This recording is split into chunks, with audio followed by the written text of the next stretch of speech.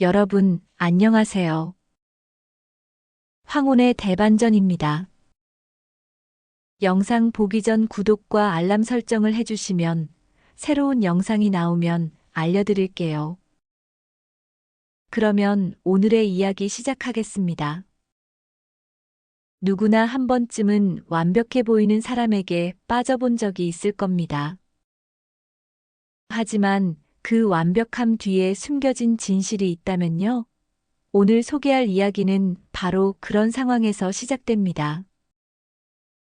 한 아버지의 순간의 의심과 직감이 어떻게 한 가정을 위기에서 구해냈는지 지금부터 자세히 들어보시죠. 2021년 봄 서울의 한 작은 공원. 민수는 주말 아침마다 달리기를 하며 하루를 시작하곤 했습니다. 이른 아침에 공원은 조용하고 평화로웠고 민수에게는 이곳이 그나마 바쁜 일상 속에서 자신만의 시간을 가질 수 있는 유일한 공간이었습니다. 그날도 민수는 평소처럼 이어폰을 끼고 음악을 들으며 공원 산책로를 뛰고 있었습니다. 그런데 그의 앞쪽에서 산책을 하던 한 여성이 갑자기 발을 헛디뎌 넘어졌습니다. 아야, 그녀는 손에 들고 있던 물병과 책을 떨어뜨린 채 당황한 표정을 지었습니다. 민수는 바로 멈춰섰고 다급히 그녀에게 다가가 물었습니다. 괜찮으세요? 많이 다치셨나요? 그녀는 무릎을 감싸쥐며 얼굴을 찡그렸지만 민수를 보며 억지로 미소를 지었습니다. 괜찮아요. 발목을 살짝 삐끗한 것 같긴 한데, 걷는 데는 지장이 없을 거예요. 감사합니다. 민수는 그녀의 물병과 책을 주워 건네며 걱정스러운 눈빛으로 물었습니다. 혹시 더 다친 곳은 없는지 확인해 보셔야 할 것 같아요. 근처에 약국이라도 있을 텐데 함께 가드릴까요? 그녀는 손사래를 치며 웃었습니다. 아니에요. 정말 괜찮아요. 그런데 아침 운동 중이셨나 봐요. 제가 괜히 방해한 것 같네요. 민수는 멋쩍게 웃으며 대답했습니다. 방해라뇨. 아침 운동보다 더 중요한 일이죠. 다치신 분을 그냥 지나칠 순 없잖아요. 민수의 말을 듣고 고맙다는 듯 미소를 지었습니다. 고맙습니다. 저는 김지은이라고 해요. 아침 운동을 자주 하시나 봐요? 민수는 가볍게 고개를 끄덕이며 손을 내밀었습니다. 네, 주말마다요. 저는 박민수입니다. 혹시 무리해서 걷지 마시고 좀 더 쉬었다가 가세요. 그렇게 민수와 지은의 첫 만남은 공원에서의 작은 사건으로 시작되었습니다. 며칠 뒤 민수는 근처 카페에서 서류 작업을 하며 커피를 마시고 있었습니다. 그런데 창가 자리에 앉아 있던 누군가가 눈에 들어왔습니다. 바로 공원에서 넘어졌던 그녀, 김지은이었습니다. 그녀는 책을 읽고 있었고 민수가 들어오는 것을 눈치채지 못한 듯 했습니다. 민수는 잠시 망설였지만 곧 그녀에게 다가갔습니다. 안녕하세요. 지은 씨 맞죠? 그때 공원에서 다치셨던 분? 지은은 놀란 표정으로 고개를 들더니 곧 미소를 지었습니다. 민수 씨. 이렇게 다시 뵙네요. 정말 반가워요. 민수는 자연스럽게 그녀 맞은편 자리에 앉았습니다. 여기 자주 오세요? 네. 이 근처에서 자취를 하고 있어서요. 민수 씨는요? 저도 근처에 살아요. 일 끝나고 가끔 들러요. 지은은 커피잔을 들며 웃었습니다. 우리가 이렇게 다시 만난 걸 보면 뭔가 특별한 인연인 것 같네요. 민수는 쑥스러운 듯 웃으며 대답했습니다. 그러게요. 그런데 다친 발목은 괜찮아졌나요? 네, 덕분에요. 민수 씨가 도와주셨으니까요. 그렇게 두 사람은 커피를 마시며 한참 동안 대화를 나누었습니다. 민수는 그녀와의 대화가 편안하고 즐겁다는 것을 느꼈습니다. 그녀는 책을 좋아하고 사회 이슈에도 관심이 많았으며 조용하고 배려 깊은 사람이었습니다. 그 후로 민수와 지은은 공원과 카페에서 우연히 만나는 일이 잦아졌습니다. 두 사람은 서로의 연락처를 교환하며 조금씩 더 가까워졌습니다. 지은은 항상 따뜻한 미소와 사려 깊은 말투로 민수를 위로해 주었습니다. 민수 씨, 요즘 회사 일이 많이 힘들다면서요? 너무 무리하지 말고 가끔 쉬어가세요.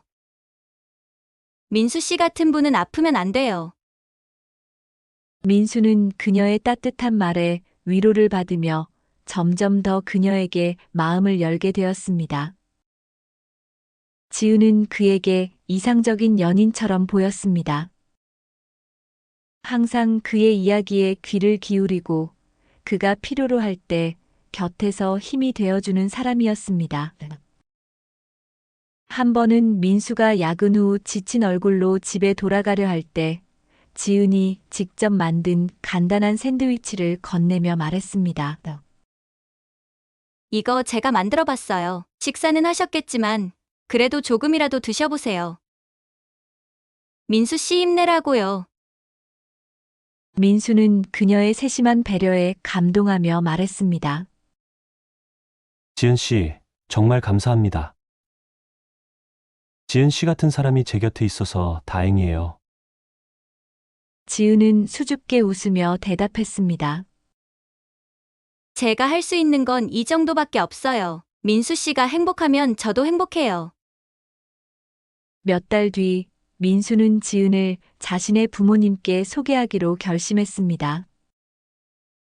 민수의 부모님은 아들의 여자친구를 처음 만나는 자리에서 조금 긴장한 모습이었지만 지은은 자연스럽고 밝게 대화를 이끌었습니다. 어머님, 이거 제가 직접 만든 잡채예요. 맛은 보장 못하지만 정성껏 만들어 봤어요. 어머님이 좋아하신다고 해서 가져왔어요. 민수의 어머니는 감탄하며 대답했습니다. 어머, 이런 걸 다 준비했어요?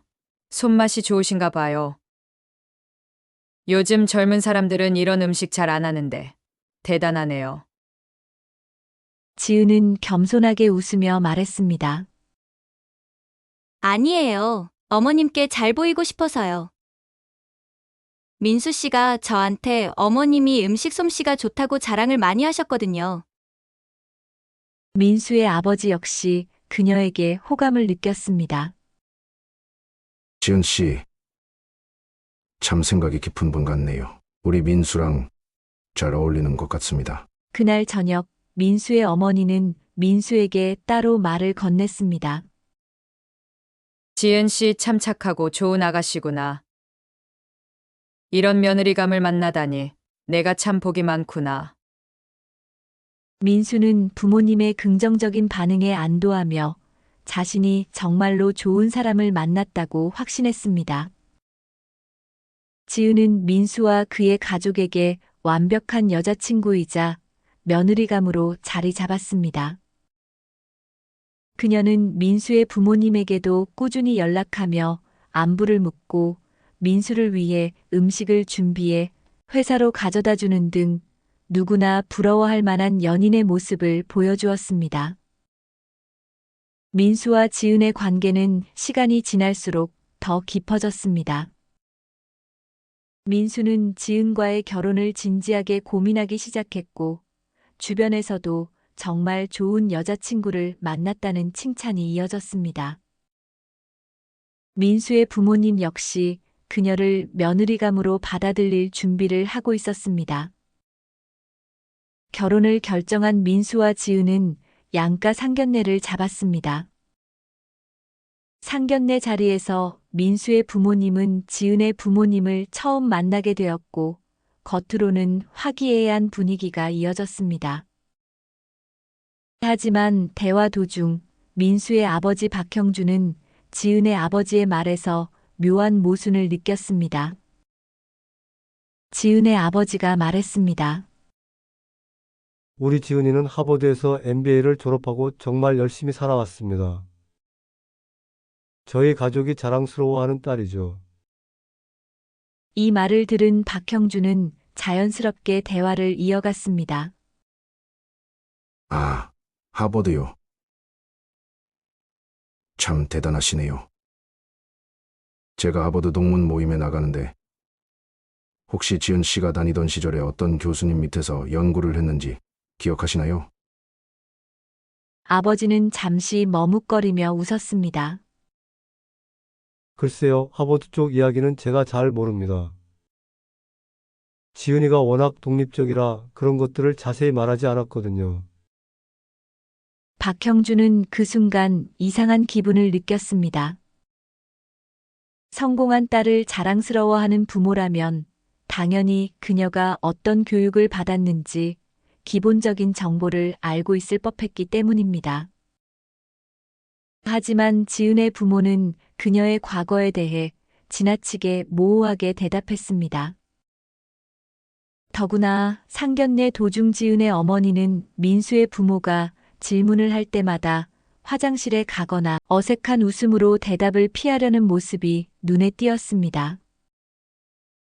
그날 저녁 상견례가 끝난 뒤 박형준은 아내에게 조심스럽게 말을 꺼냈습니다. 오늘 뭔가 이상하지 않았어. 지은 씨 부모님이 딸에 대해 이야기할 때 뭔가 감추는 것 같지 않았어. 민수의 어머니는 고개를 갸웃하며 대답했습니다. 글쎄요, 난 그냥 두 분이 조금 긴장해서 그런 줄 알았는데 당신 말대로 뭔가 석연치 않은 점이 있긴 했어요.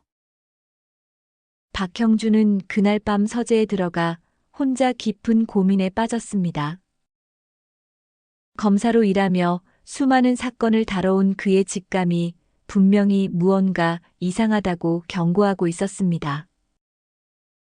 박형준은 민수와 지은의 상견례 이후 그녀에 대한 석연치 않은 감정을 떨칠 수 없었습니다. 상견례 자리에서 들었던 지은의 하버드 MBA 졸업 이야기가 머릿속에서 떠나지 않았습니다. 모든 것이 너무 완벽했습니다. 그녀의 외모, 말투, 배려 깊은 행동, 심지어 하버드 출신이라는 배경까지. 하지만 박형준은 오랜 검사 생활을 하며 배운 것이 있었습니다. 너무 완벽한 사람은 오히려 의심스럽다. 그날 밤 박형준은 서재에 앉아 상견례 자리에서 느낀 위화감을 정리했습니다.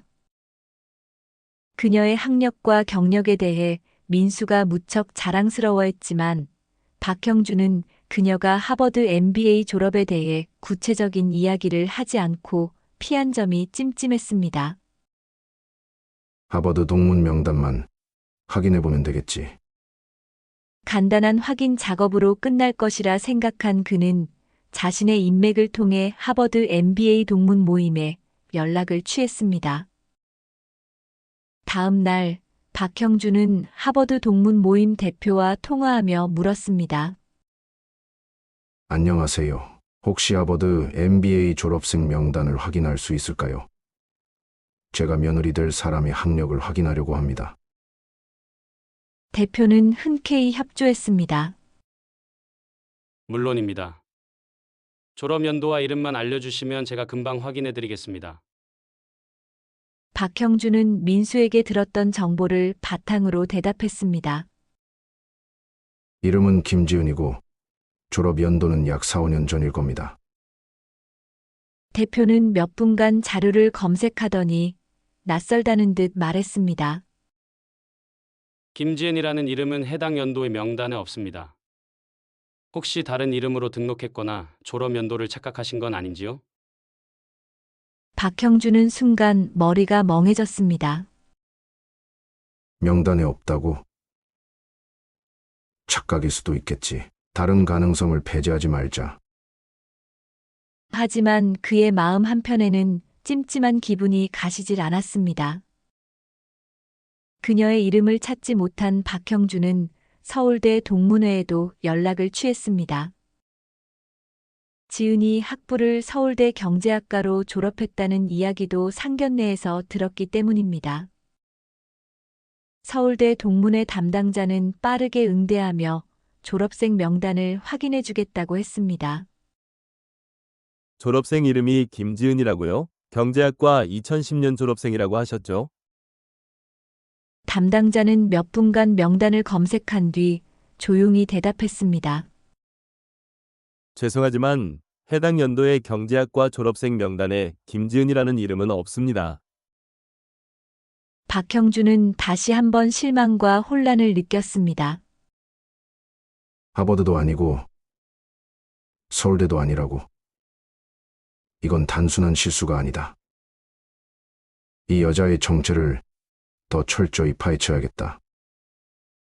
박형준은 서재 책상에 앉아 두 손으로 머리를 감싸며 생각에 잠겼습니다. 처음엔 단순히 착각일 수도 있다고 생각했어. 하지만 이제는 명백한 의문이 생겼다. 그녀는 왜 자신의 학력을 속였을까? 속인 이유가 단순히 체면 때문일까? 아니면 더 깊은 의도가 있는 걸까? 그는 오랜 검사 생활을 통해 수많은 거짓말쟁이와 사기꾼을 만났습니다. 그들의 공통점은 하나의 거짓말을 시작으로 점점 더 많은 거짓말을 덧붙인다는 것이었습니다. 김지은, 아니, 정말로 그 이름이 본명일까? 그녀가 민수와 우리 가족에게 보여준 모습은 진짜일까? 박형준은 조사를 진행하면서도 민수에게는 아무런 내색을 하지 않았습니다. 그는 민수가 그녀를 얼마나 사랑하고 신뢰하고 있는지 잘 알고 있었습니다. 섣불리 말을 꺼냈다간 민수에게 상처만 줄 뿐이다. 그녀의 정체를 확실히 파악하기 전까지는 절대 입 밖에 내지 말아야 한다. 더 정밀한 조사가 필요하다는 것을 직감한 그는 결국 자신의 옛 제자인 사립탐정 이준호에게 연락을 취했습니다. 이준호는 과거 민수의 아버지가 검사 시절 키워낸 유능한 제자였습니다. 퇴직 후 그는 사립탐정으로 전직해 여러 복잡한 사건을 해결해온 경력을 자랑했습니다. 전화가 오자마자 이준호는 민수의 아버지의 이야기를 듣고 바로 다음 날 아침 민수의 집을 찾았습니다. 형님, 오랜만입니다. 이번 사건은 꽤 흥미로워 보이네요. 의심스러운 학력과 경력이라 제 전문 분야입니다. 민수의 아버지는 그의 태도에 미소를 지으며 조사 자료를 건넸습니다. 지은이라는 사람에 대해 조사해봐. 학력, 경력, 그리고 과거의 행적까지 전부 말이야. 뭔가 큰 비밀이 숨어 있는 것 같아. 이준호는 자신만의 방식으로 조사를 시작했습니다. 사립탐정 이준호는 지은의 진짜 정체를 밝히기 위해 가장 먼저 그녀의 직장 경력부터 조사하기로 했습니다. 지은이 다니는 회사는 국내에서 꽤 유명한 대기업이었고 그녀의 경력은 하버드 MBA 출신이라는 타이틀과 함께 입사한 엘리트 직원으로 알려져 있었습니다. 하지만 민수의 아버지가 느낀 의심을 풀기 위해선 회사 내부에서 진짜 정보를 캐내야 했습니다. 이준호는 헤드헌터를 가장하기로 했습니다. 단정한 정장을 차려입고 고급 가죽 서류 가방을 들고 회사 채용 담당자를 만나러 갔습니다. 그를 만나기 직전 이준호는 빛나는 미소를 띠며 유창한 말투로 말을 건넸습니다. 안녕하세요. 저는 글로벌 인재 채용 회사에서 온 이준호라고 합니다. 김지은 씨라는 분에 대해 이야기를 많이 들었습니다. 현재 귀사에서 굉장히 중요한 업무를 맡고 계신 걸로 알고 있는데 저희 쪽에서 스카우트 제안을 드리고 싶어서요. 혹시 그녀의 학력이나 경력 관련 자료를 확인할 수 있을까요? 채용 담당자는 이준호의 말에 살짝 놀란 표정을 지으며 말했습니다.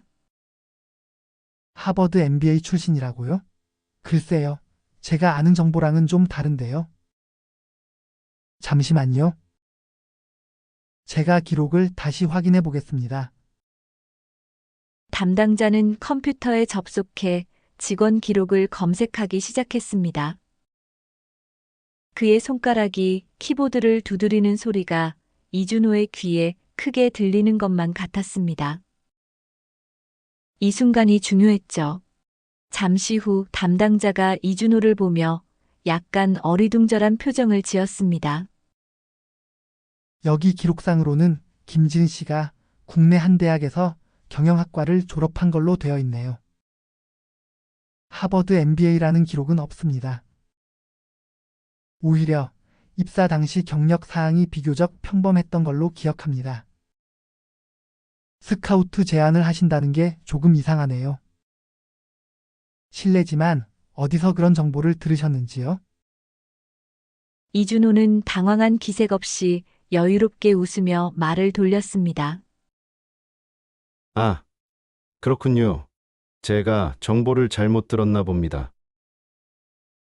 그래도 이렇게 확인해 주셔서 감사합니다. 김지은 씨가 워낙 뛰어난 분이라는 소문을 들어서 찾아왔는데 다시 한번 검토를 해봐야겠네요.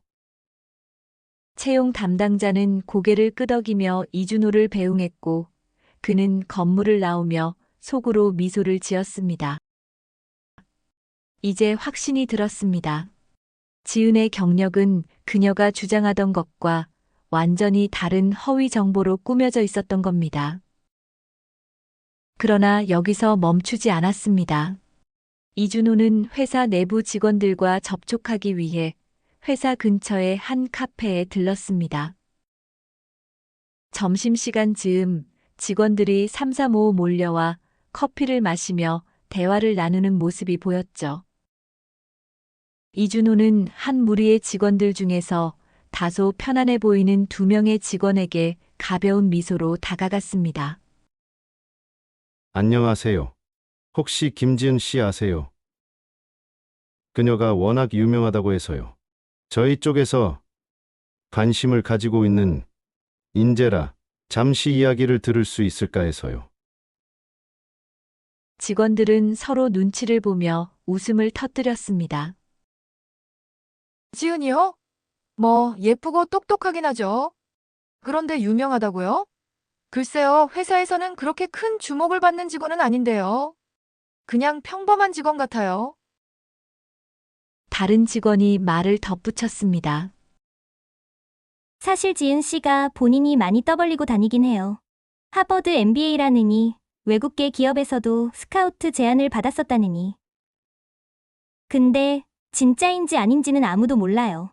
너무 말이 화려해서 가끔 믿기 어렵거든요. 이 말을 들은 이준호는 속으로 고개를 끄덕였습니다. 회사 내부에서도 이미 그녀의 경력에 대해 의구심을 품는 사람들이 있었다는 것이 분명해 보였죠. 이준호는 회사 내 채용 기록이 저장된 문서에 접근하기 위해 회사의 깊숙이 연결된 정보원에게 접촉했습니다. 그는 과거 함께 일했던 한 내부 정보원과 다시 연락을 취했고 그를 통해 김지은의 채용 당시 제출했던 자기소개서를 입수했습니다.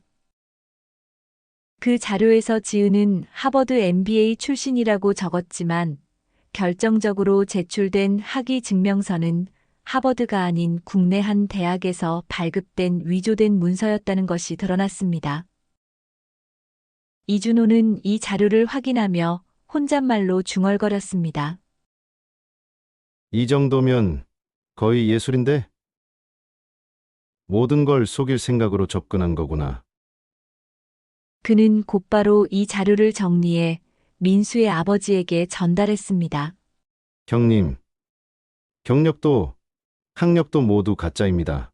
그녀는 하버드 MBA는커녕 국내 대학 졸업생일 가능성이 높습니다. 그리고 채용 과정에서도 위조된 문서를 제출한 것 같습니다. 민수의 아버지는 이준호의 말을 듣고 고개를 끄덕였습니다. 이제 확실해졌습니다. 김지은이라는 여자는 그녀가 말하는 경력과 완전히 다른 사람이었습니다. 이준호는 지은의 경력과 학력의 거짓말을 밝혀냈지만 이 정도로는 만족하지 않았습니다.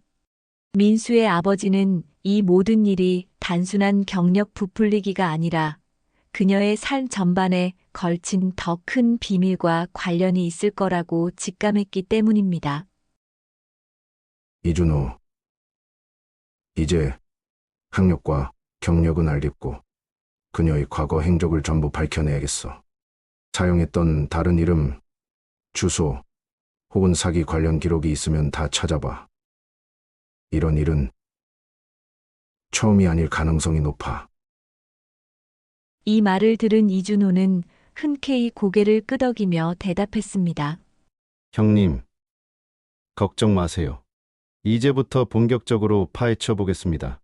이 정도 냄새가 나는 사람이면 분명 더 큰 흔적이 있을 겁니다. 이준호는 이제 학력과 경력을 넘어 지은의 과거 행적을 본격적으로 추적하기 시작했습니다.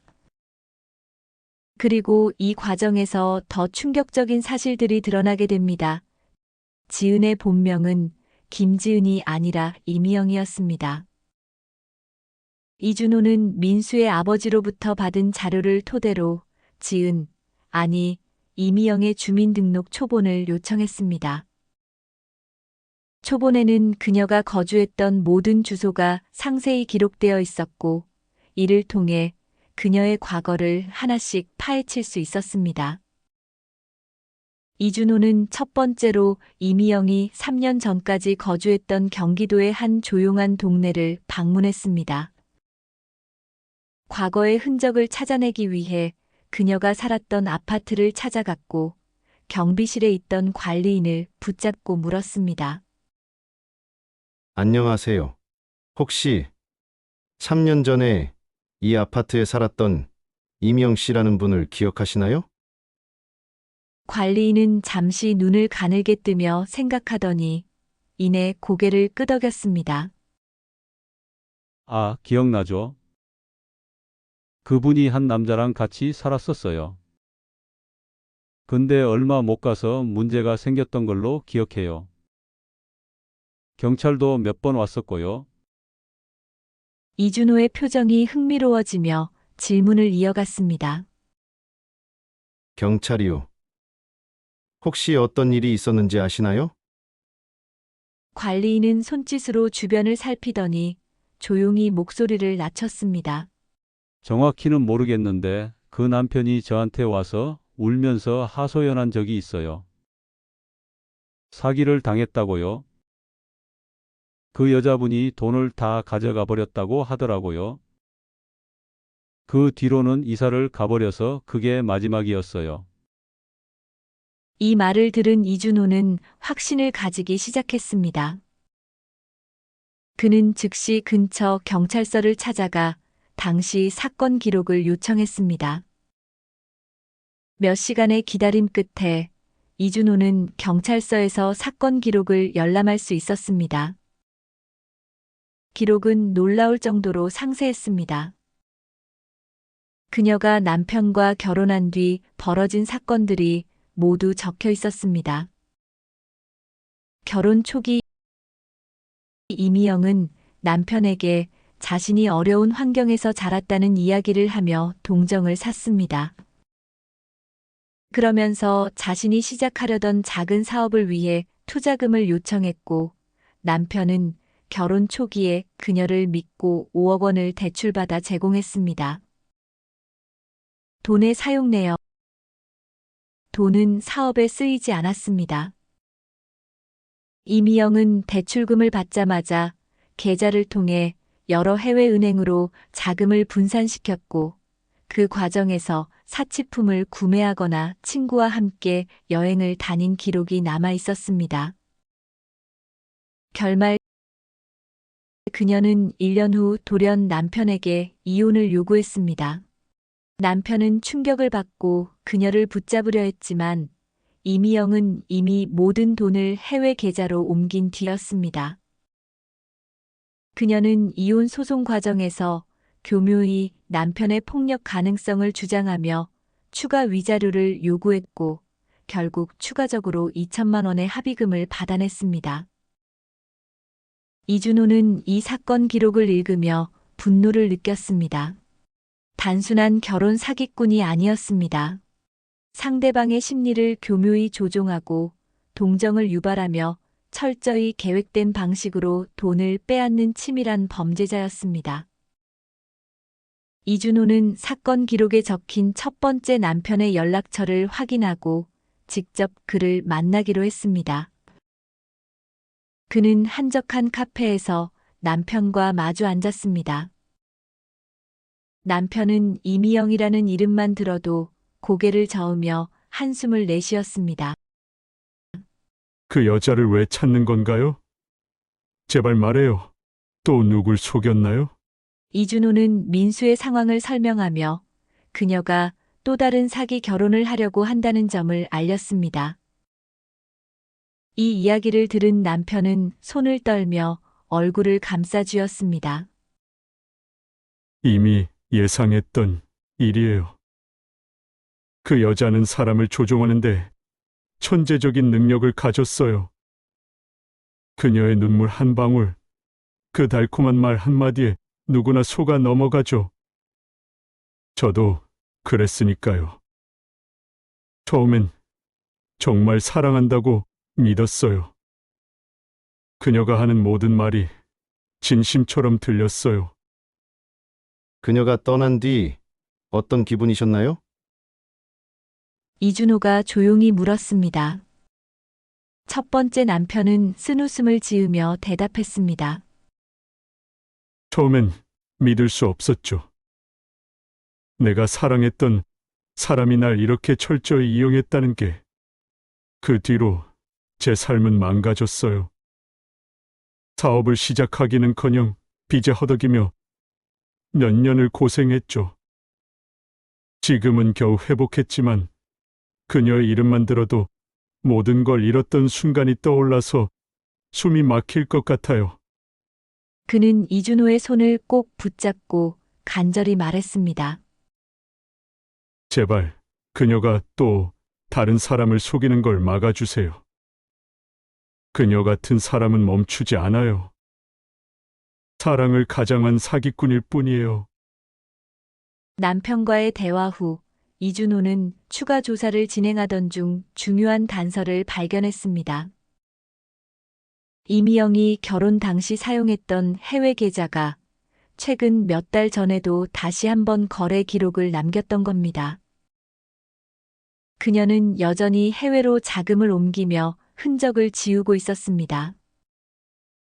더 놀라운 것은 그 계좌와 연결된 이름이 김지은으로 등록되어 있었다는 점이었습니다. 그녀는 민수와의 관계를 유지하면서도 이미 또 다른 도피 계획을 세우고 있었던 겁니다. 이준호는 결혼의 진실을 밝혀낸 뒤 민수의 아버지에게 자료를 전달했습니다.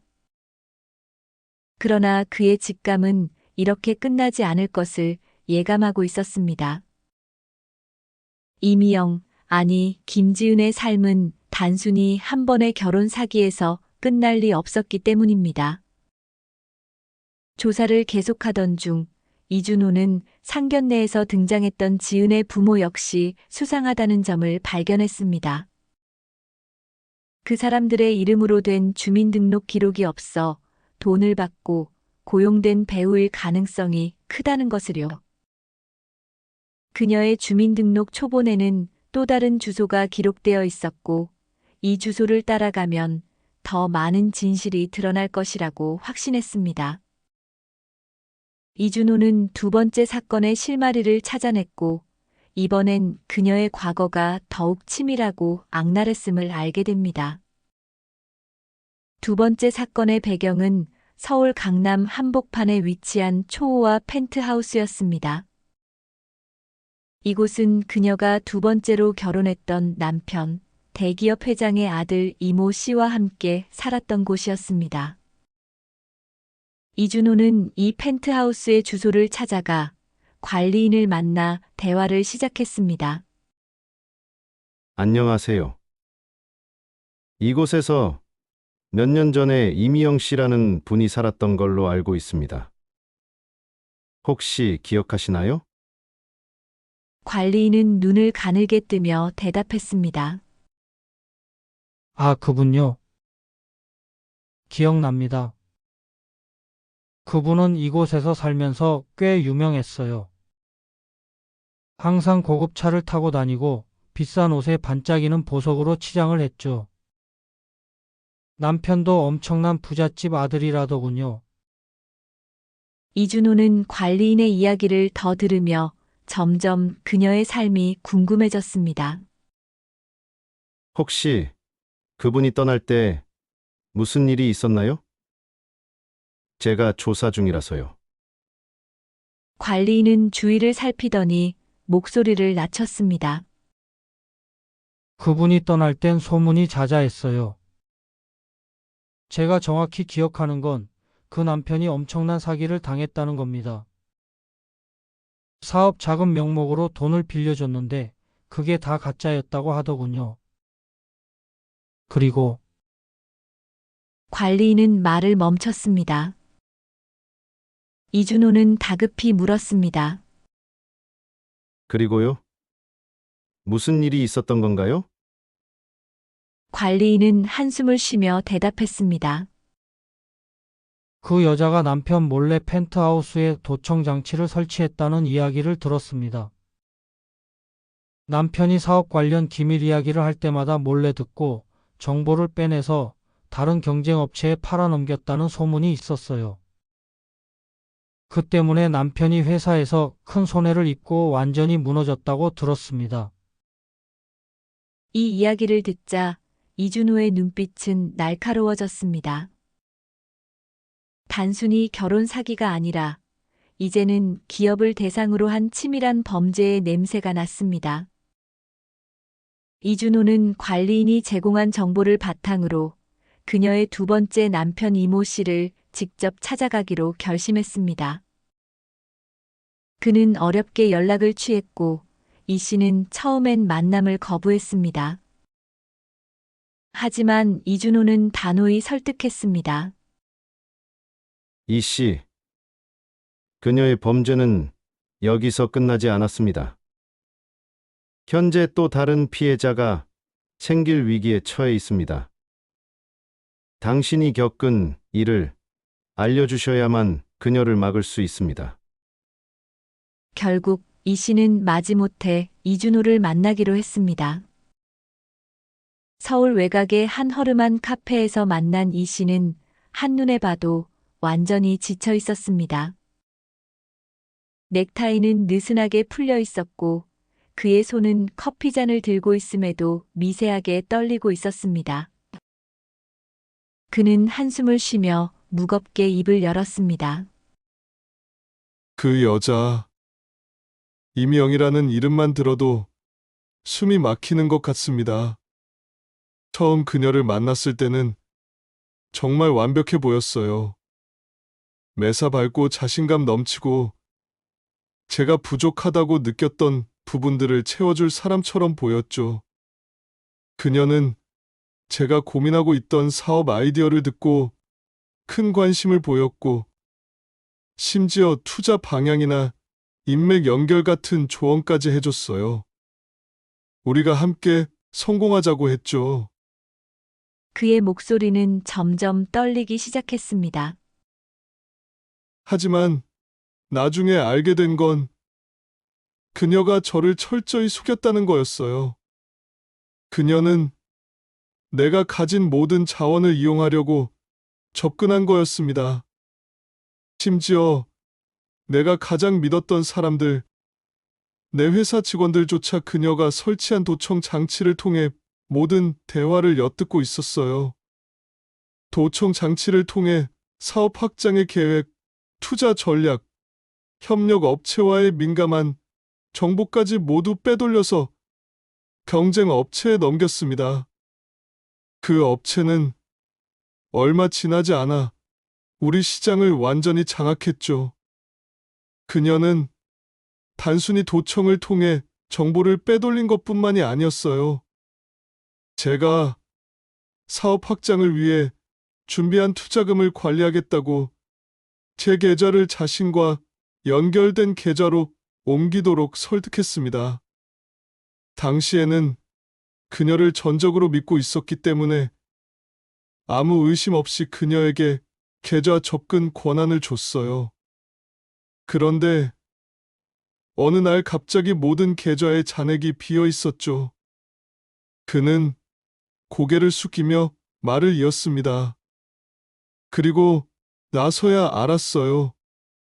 그녀가 돈을 모두 해외 계좌로 옮기고 펜트하우스 소유권까지 몰래 위조해 팔아넘긴 사실을요. 제가 손을 쓰기 전에 그녀는 이미 사라져버렸습니다. 남긴 건 단 하나의 메모였어요. 이 씨는 주머니에서 구겨진 종이를 꺼내 이준호에게 보여주었습니다. 메모에는 이렇게 적혀 있었습니다. 당신에게 고마웠어요. 하지만 내 삶을 위해서 이럴 수밖에 없었어요. 부디 잘 살아가세요. 이준호는 메모를 읽고 분노를 느꼈습니다. 그런데 왜 신고하지 않으셨습니까? 이런 큰 사건을 경찰에 알렸다면 그녀를 잡을 수 있었을 텐데요. 이 씨는 고개를 저으며 한숨을 내뱉었습니다. 신고요?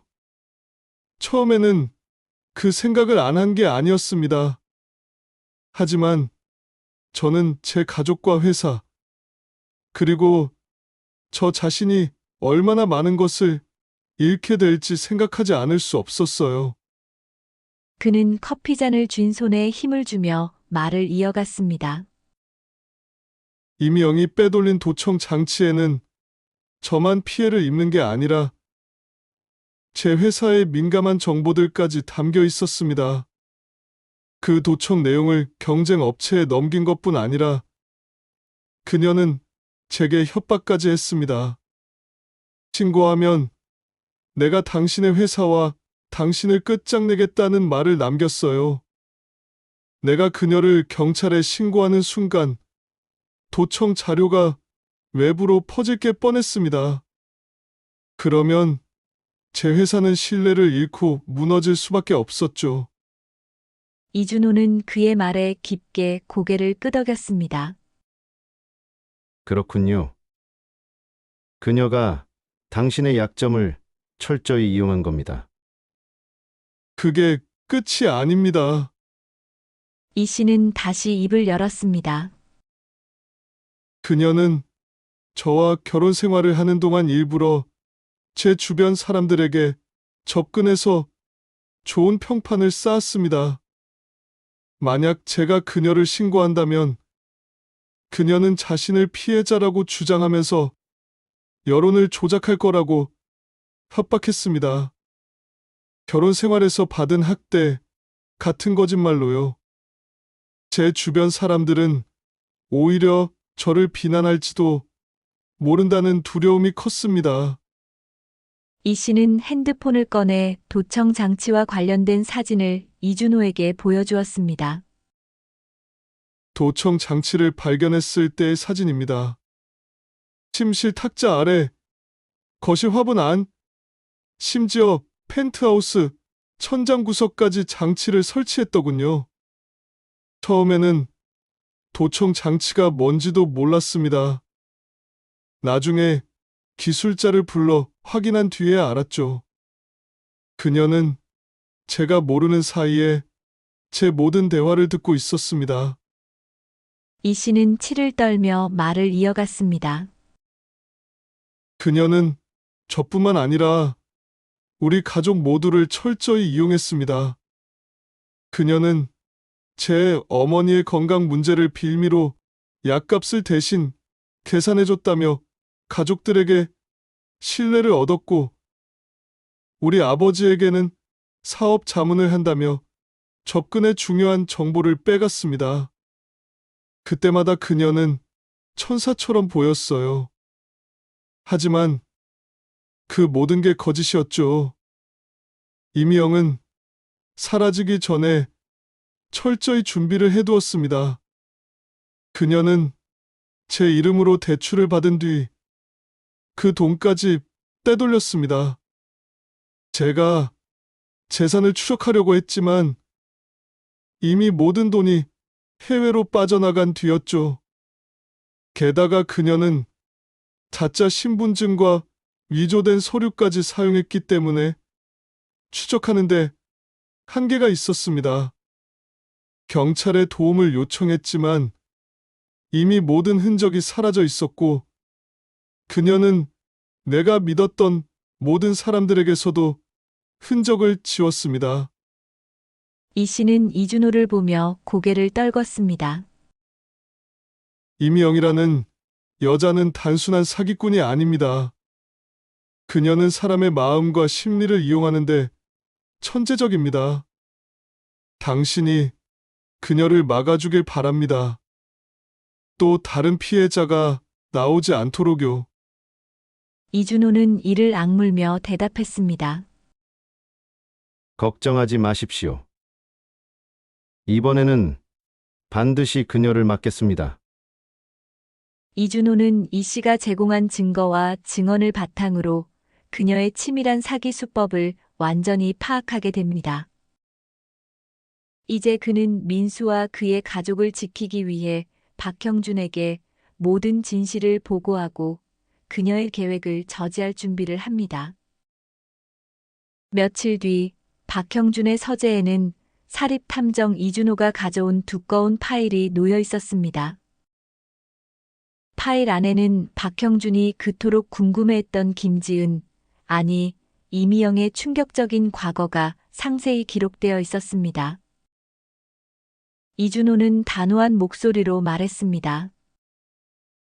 형님, 제가 이 여자의 과거를 추적하면서 믿기 힘든 사실들을 찾아냈습니다. 그녀의 본명은 김지은이 아니라 이미영이고 과거에 2번의 결혼을 했습니다. 2번 모두 사기 결혼이었고 그녀는 이를 통해 막대한 돈을 챙겼습니다. 박형준은 차가운 시선으로 이준호를 바라보며 물었습니다. 자세히 말해봐. 그녀가 어떤 짓을 했는지 모두 알고 싶다. 이준호는 파일의 첫 번째 페이지를 넘기며 설명을 시작했습니다. 첫 번째 결혼은 2015년에 경기도의 한 작은 도시에서 이루어졌습니다. 그녀는 평범한 직장인이었던 남자를 타겟으로 삼았고, 결혼 후 그에게 동정심을 유발하며 돈을 빌리기 시작했습니다. 가족의 빚을 갚아야 한다. 어려운 친구를 도와야 한다는 핑계를 대며 점점 더 큰 금액을 요구했습니다. 이준호는 당시 피해자가 제출한 법원 기록과 증언 자료를 꺼내며 말을 이었습니다. 그 남자는 순진하게 그녀를 믿었고 모든 돈을 빌려줬습니다. 그런데 그녀는 어느 날 갑자기 이혼을 요구했습니다. 남자가 그 이유를 묻자 그녀는 더 이상 이 결혼 생활을 이어갈 수 없다며 법적 대응을 암시했습니다.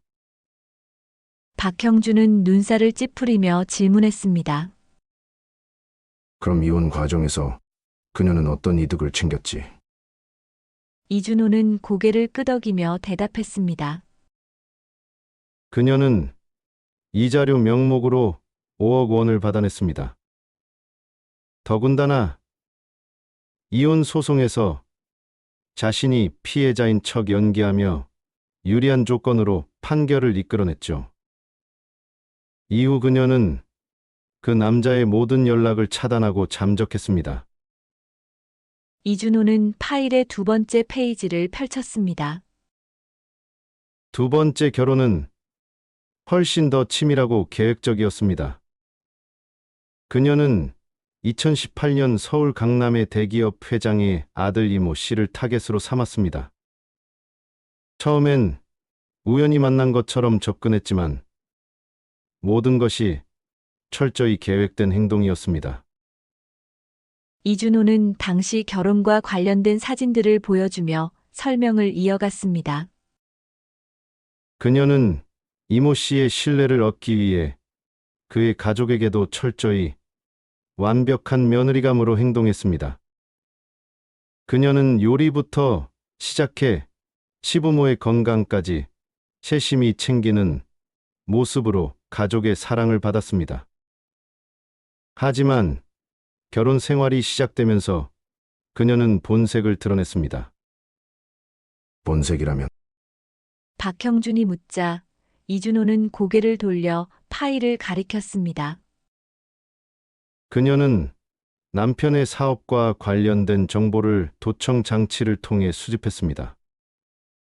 그녀는 집안 곳곳에 도청 장치를 설치해 남편과 그의 가족들이 나누는 모든 대화를 엿들었습니다. 그리고 그 정보를 경쟁 회사에 넘겼죠. 남편은 이 사실을 알지 못한 채 그녀를 전적으로 신뢰했고, 그녀는 그의 계좌에서 10억 원을 빼돌렸습니다. 박형준의 눈이 분노로 빛났습니다. 10억 원이라니. 그리고 남편은 그걸 어떻게 알았지? 이준호는 한숨을 내쉬며 대답했습니다. 남편이 모든 사실을 알아챘을 땐 이미 늦었습니다. 그녀는 돈을 해외 계좌로 옮긴 뒤 잠적했고 펜트하우스까지 몰래 팔아넘겼습니다. 남편이 그녀를 경찰에 신고하려 했지만 그녀는 그의 약점을 쥐고 있었습니다. 도청 자료 중에는 남편의 민감한 정보도 포함되어 있었고 그녀는 그걸 공개하겠다고 협박했습니다.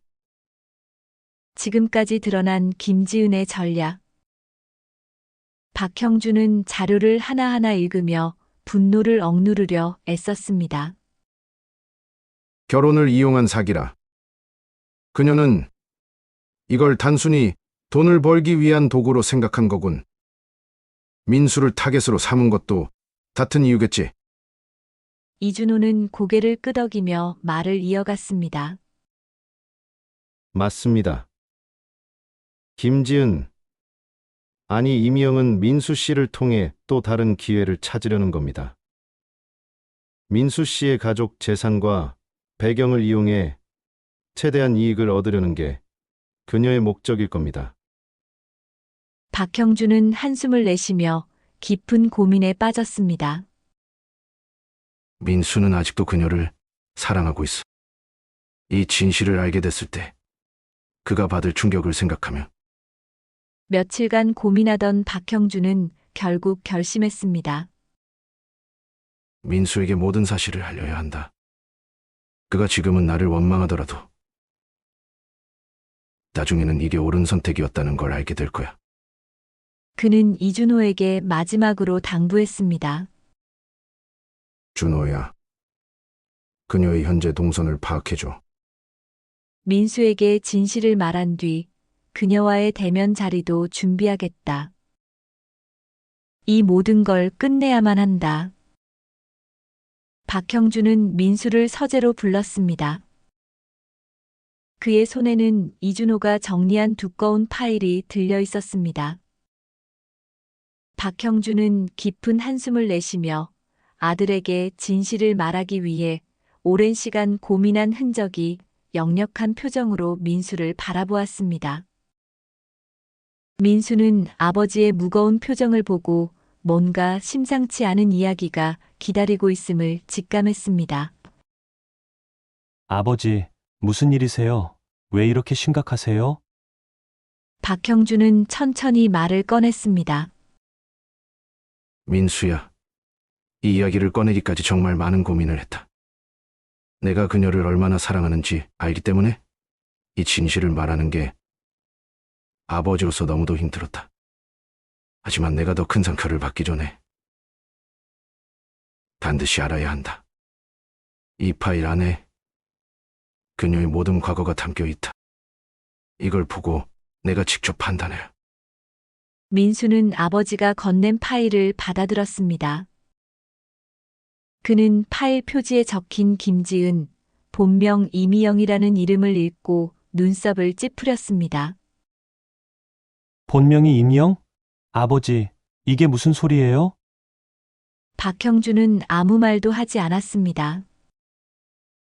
대신 그저 무거운 표정으로 민수가 파일을 열어보도록 지켜볼 뿐이었습니다. 민수는 파일을 열고 첫 페이지를 읽기 시작했습니다. 거기에는 그녀의 본명과 함께 그녀의 첫 번째 결혼과 관련된 법원 기록이 적혀 있었습니다. 첫 번째 결혼 피해자 진술서에 따르면 이미영은 결혼 후 남편에게서 5억 원을 빼돌리고 잠적. 민수는 눈을 크게 뜨고 다음 페이지를 넘겼습니다. 두 번째 결혼과 관련된 내용이 이어졌습니다. 두 번째 결혼, 대기업 상속자와 결혼. 도청 장치를 통해 남편의 사업 기밀을 빼돌리고 10억 원을 해외 계좌로 옮긴 뒤 잠적. 현재 피해자는 그녀의 체포를 요청했으나 증거 불충분으로 처벌받지 않음. 민수의 손이 떨리기 시작했습니다. 페이지를 넘길수록 그의 얼굴은 점점 더 창백해졌고 이마에는 땀이 맺혔습니다. 민수는 파일을 읽다 말고 손에 힘이 풀려 파일이 테이블 위에 떨어졌습니다. 그는 두 손으로 머리를 감싸쥐며 떨리는 목소리로 물었습니다. 아버지, 이게 다 사실인가요? 지은이가, 아니, 이미영이라는 여자가 이런 사람이었다고요? 아니, 어떻게 이런 일이. 박형준은 침착하게 고개를 끄덕이며 말했습니다. 그래, 민수야. 그녀는 너를 사랑한 게 아니라 우리 가족 전체를 이용하려 했던 거야. 내가 그녀를 믿고 사랑했던 건 내 잘못이 아니다. 그녀는 사람의 신뢰와 감정을 이용하는데 매우 능숙한 사람이다. 민수는 고개를 떨군 채 한참 동안 말을 잇지 못했습니다. 그의 머릿속에는 그녀와 함께했던 모든 순간들이 빠르게 스쳐 지나갔습니다. 그녀의 따뜻한 미소, 배려, 깊은 말투, 자신을 걱정해주던 행동들까지. 모든 것이 거짓이었다는 사실에 가슴이 찢어지는 듯한 고통을 느꼈습니다. 그녀가 나를 사랑한다고 말했던 건 다 거짓이었어? 내가 믿었던 사람, 내 인생을 함께하겠다고 결심했던 사람이 이런 사람이었다고? 민수의 가슴이 답답해졌습니다. 숨조차 쉬기 어려운 것 같았습니다. 그는 억누르려 했던 눈물이 결국 터지고 말았습니다. 아버지, 제가 사랑했던 사람이 정말 이런 사람이었다니. 이걸 어떻게 받아들여야 할지 모르겠어요. 전혀 몰랐어요. 그녀가 이렇게 무서운 사람이었다니. 저를 얼마나 철저히 속인 거죠? 민수는 눈물을 닦으며 테이블을 주먹으로 내리쳤습니다. 저는 그녀를 진심으로 사랑했어요. 그녀와 미래를 꿈꾸고 우리 가족을 소개했는데. 그런데 그 모든 게 다 거짓이었다고요? 아버지, 왜 저는 아무것도 몰랐던 걸까요? 왜 저는 이렇게 쉽게 속아 넘어갔던 걸까요?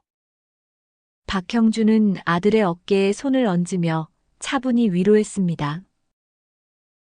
민수야. 내가 그녀를 믿었던 건 내 잘못이 아니다. 그녀는 처음부터 내가 어떤 사람인지 우리 가족이 어떤 환경에 있는지 철저히 조사하고 접근한 거다.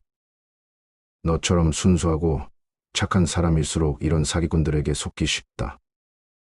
민수는 두 손으로 얼굴을 감싸며 울먹였습니다. 그럼 그녀가 나한테 했던 모든 말이 다 거짓이었단 말인가요? 사랑한다고 했던 것도, 우린 미래를 함께 꿈꾸자고 했던 것도 다요? 박형준은 한숨을 내쉬며 단호하게 대답했습니다. 그래, 민수야. 그녀가 말했던 사랑은 진실이 아니었다. 그녀는 내가 가진 순수함과 우리 가족의 재산을 이용하려고 했던 거다. 이건 사랑이 아니라 철저히 계산된 계획이었어. 민수는 깊은 혼란 속에서도 고개를 들고 아버지를 바라봤습니다. 그의 눈빛은 분노와 슬픔 그리고 결단으로 가득 차 있었습니다. 아버지, 저는 그녀를 만나야겠습니다. 그녀가 어떤 말을 하든 제가 직접 듣고 싶어요. 왜 이런 짓을 했는지, 제가 사랑했던 사람이 정말 이런 사람이었는지 직접 확인하고 싶습니다. 박형준은 걱정스러운 눈으로 민수를 바라보며 조용히 경고했습니다. 민수야, 조심해야 한다. 그녀는 단순한 거짓말쟁이가 아니다. 그녀는 사람의 감정을 조종하고 자신의 뜻대로 끌고 가는데 능숙한 사람이다. 어떤 말을 하든 절대 흔들리지 마라. 민수는 고개를 끄덕이며 단호히 대답했습니다. 알겠습니다, 아버지. 하지만 이건 제가 직접 끝내야 할 일이에요. 제 사랑이 거짓이었다면 그걸 마무리하는 것도 제 몫입니다. 박형준은 그의 결심을 지켜보며 속으로 걱정했습니다. 하지만 아들의 결단을 존중하기로 했습니다. 민수는 아버지의 서재를 나와 자신의 방으로 들어갔습니다. 파일을 다시 손에 들고 소파에 주저앉은 그는 자료를 바라보며 깊은 혼란에 빠졌습니다. 사랑이라고 믿었던 그녀의 모든 행동이 거짓이었다는 사실을 받아들이기가 쉽지 않았습니다. 하지만 파일 속에 적힌 그녀의 과거 기록과 계획은 너무나도 명백한 진실이었습니다. 그는 눈을 감고 그녀와의 처음 만났던 순간부터 하나하나 떠올리기 시작했습니다. 그는 처음 그녀를 만났던 날 공원에서 그녀가 발을 헛디뎌 넘어졌던 모습을 떠올렸습니다. 그때 민수는 자신을 탓했습니다. 내가 그때 왜 그녀를 그냥 지나치지 않았을까? 내가 먼저 다가간 게 실수였던 걸까? 하지만 곧 깨달았습니다. 그녀는 넘어졌던 게 아니라 넘어진 척 한 것이었습니다. 물병과 책을 일부러 떨어뜨리며 자신의 시선을 끌려 했던 그 순간이 떠올랐습니다. 그녀의 당황스러운 표정과 말투조차도 지금에 와서 돌이켜보니 연극처럼 보였습니다. 아, 죄송해요. 물병이 굴러가 버렸네요. 그때 그녀의 표정은 순진하고 부끄러운 듯 보였지만 지금 돌이켜보니 완벽히 계산된 모습이었습니다. 민수는 자신의 다가가는 친절을 그녀가 얼마나 능숙하게 활용했는지 깨달았습니다. 자연스러웠던 재회, 의도된 행동. 며칠 뒤 카페에서 우연히 그녀를 만났던 장면도 떠올랐습니다. 당시 민수는 운명이라며 설레었지만 이제 그는 그것이 우연이 아니었다는 걸 알게 되었습니다. 그녀는 자신이 먼저 카페에 도착해 민수가 자주 앉는 자리에 가까운 곳에 앉아 있었습니다. 민수가 들어오자 일부러 민수를 볼 수 있도록 고개를 돌려 창밖을 바라보는 연기를 했고 민수가 자신에게 말을 걸어오게끔 기다렸습니다. 지은 씨 맞죠? 그때 공원에서 다치셨던 분. 그녀는 깜짝 놀란 척 고개를 들고 환한 미소를 지으며 대답했습니다. 아, 민수 씨. 이렇게 다시 뵙네요. 정말 반가워요. 그날 그녀와 나눴던 대화 하나하나가 머릿속에 떠올랐습니다. 그녀는 자신의 취미와 관심사를 민수의 관심사에 완벽히 맞춘 채 대화를 이어갔습니다. 민수는 그때 그녀의 자연스러움에 감탄하며 이런 사람과 다시 만날 기회가 있다는 건 행운이라고 생각했지만 지금은 모든 것이 그녀의 의도된 행동임을 깨달았습니다. 그녀는 처음부터 나를 노리고 있었던 거야. 내가 대화를 이끌어가는 줄 알았지만 사실은 그녀가 모든 걸 통제하고 있었어. 민수는 지은이 보여준 따뜻한 행동들마저도 떠올렸습니다. 그녀는 늘 민수의 힘들어 보이는 모습을 보고 세심하게 배려하는 척 행동했습니다. 민수 씨, 오늘 너무 피곤해 보이네요. 이거 제가 만들어 봤는데 드셔보세요. 민수 씨가 힘내셨으면 좋겠어요. 그날 그녀가 건넸던 샌드위치와 따뜻한 미소를 민수는 잊을 수 없었습니다. 하지만 지금은 그 모습조차 거짓이었다고 느껴졌습니다. 그녀가 만든 도시락과 샌드위치는 진심에서 나온 게 아니라 민수의 마음을 더 깊이 사로잡기 위한 도구였던 것입니다. 그녀는 내 감정을 철저히 조종했어. 내가 그녀를 신뢰하고 사랑하게 만드는 모든 행동이 치밀하게 계산된 거였어. 민수는 그녀와 대화를 나누며 자연스럽게 자신의 가족 이야기를 했던 순간들도 떠올렸습니다. 민수 씨, 부모님은 어떤 분들이세요? 저는 정말 가족적인 사람이라 그런 이야기 듣는 게 너무 좋아요. 그녀는 그의 부모님이 어떤 사람들인지, 집안 형편은 어떤지 세심하게 묻고 관심을 보였습니다. 민수는 그녀가 자신의 가족에게 잘 보이고 싶어서라며 감동했지만 지금 와서 보니 그녀는 그저 정보를 수집하기 위해 그렇게 행동했던 것이었습니다. 그녀는 우리 가족의 약점과 취향, 배경을 철저히 분석했어. 우리 가족을 신뢰하게 만든 다음 그 신뢰를 이용할 계획이었던 거야. 결혼 이야기를 꺼냈던 순간조차 민수는 그녀와 처음으로 결혼 이야기를 나눴던 날도 떠올렸습니다. 민수 씨, 당신과 함께라면 정말 행복할 것 같아요. 저는 결혼하면 정말 좋은 아내가 되고 싶어요. 당신 부모님도 잘 모시고 싶고요. 저처럼 부족한 사람을 받아주신다면 정말 감사할 것 같아요. 그녀는 자신이 부족한 사람이라며 자신을 낮췄고 민수는 그 말을 들으며 그녀를 더 안쓰럽게 여겼습니다. 그는 자신이 그녀에게 든든한 사람이 되어주고 싶다고 생각했지만 지금은 그녀가 모든 말을 의도적으로 했음을 깨달았습니다. 그녀는 내가 동정심을 느끼고 책임감을 가지도록 유도했어. 그 모든 말이 사랑이 아니라 내 약점을 파고들기 위한 도구였던 거야. 민수는 머리를 감싸쥐며 소리 없이 눈물을 흘렸습니다. 그녀와의 모든 기억이 자신을 조롱하는 것처럼 느껴졌습니다.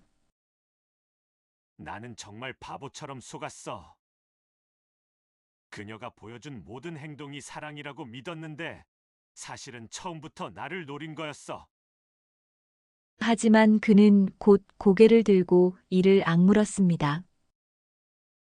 더 이상 속지 않을 거야. 그녀가 나를 사랑했다는 말을 해도 난 흔들리지 않을 거야. 이건 사랑이 아니었어. 나를 조종하려는 계획일 뿐이었어. 민수는 파일을 손에 들고 결심했습니다. 이제 그녀와 마지막으로 대면해서 이 모든 걸 끝내야겠다. 내 사랑은 거짓이었지만 내 선택은 진실로 남아야 한다. 민수는 아버지가 건넨 파일을 손에 들고 약속한 카페로 향했습니다. 그는 한 발 한 발 무겁게 걸으며 그녀와의 모든 기억이 머릿속에 스쳐 지나갔습니다. 사랑이라 믿었던 모든 순간이 거짓이었다는 것을 깨닫고 이제는 그녀와의 관계를 끝낼 시간이 다가왔음을 느꼈습니다. 카페에 도착했을 때 지은은 이미 앉아 있었습니다. 평소와 다름없이 단정한 차림과 환한 미소로 민수를 맞이하는 그녀의 모습은 여전히 사랑스러워 보였지만 민수의 눈에는 그저 철저히 계산된 연극처럼 보일 뿐이었습니다. 민수 씨, 여기요. 그녀는 밝은 목소리로 민수를 부르며 손을 흔들었습니다. 민수는 그녀의 맞은편에 앉았고 한동안 아무 말도 하지 않았습니다. 그녀의 미소를 바라보던 민수는 침묵을 깨고 조용히 말을 꺼냈습니다. 지은아. 아니, 이제는 이미영이라고 부르는 게 맞겠지? 그녀의 얼굴은 순간적으로 굳어졌습니다. 하지만 곧 그녀는 침착하게 웃으며 대답했습니다. 무슨 말이에요, 민수 씨? 무슨 이미영이란 말을 하시는 거예요? 민수는 그녀의 눈을 똑바로 바라보며 테이블 위에 두꺼운 파일을 던지듯 내려놓았습니다. 이 안에 내 과거가 다 들어있어. 첫 번째 결혼, 두 번째 결혼, 위조된 학력과 경력, 그리고 우리 가족을 타겟으로 삼은 내 계획까지.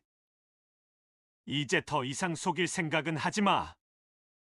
지은은 파일을 내려다보며 손이 떨리는 것을 감추려 했지만 이미 그녀의 표정은 흔들리고 있었습니다. 지은은 눈물을 흘리며 파일을 밀어냈습니다. 민수 씨, 제가 잘못했어요. 하지만 당신만큼은 진심이었어요. 당신을 만난 뒤로는 모든 걸 새로 시작하고 싶었어요. 제가 왜 그런 선택을 했는지 이해해줘요. 당신과 함께라면 달라질 수 있을 거라고 믿었어요. 그녀는 손을 뻗어 민수의 손을 잡으려 했지만 민수는 차갑게 그녀의 손을 뿌리쳤습니다. 진심. 내가 말하는 진심이란 게 이런 거였어. 사람의 마음을 조종하고 가족까지 속여서 돈과 정보를 빼앗으려는 게 사랑이라고 생각해? 난 너를 사랑했지만 내가 나를 사랑한 적은 없었어. 내가 사랑한 건 내 가족의 재산과 배경이었겠지. 지은은 흐느끼며 민수에게 매달렸습니다. 아니에요, 민수 씨. 제발 믿어주세요. 제가 잘못했던 건 인정하지만 당신에게만큼은 정말 진심이었다고요. 한 번만 더 기회를 주세요. 저 정말로 변할 수 있어요. 하지만 민수는 단호했습니다. 이미 늦었어. 내가 남긴 거짓말과 상처는 절대 되돌릴 수 없어. 이걸로 끝이야. 그 순간 카페의 문이 열리고 민수의 아버지 박형준과 사립탐정 이준호가 들어왔습니다. 박형준은 민수에게 고개를 끄덕이며 지은을 향해 차가운 시선으로 말을 걸었습니다. 김지은. 아니, 이미영 씨. 당신이 위조한 문서와 가짜 학력, 그리고 과거 결혼 사기 행각에 대한 증거를 모두 경찰에 넘겼습니다. 이제 끝났습니다. 지은은 박형준을 바라보며 충격에 휩싸인 표정을 지었습니다.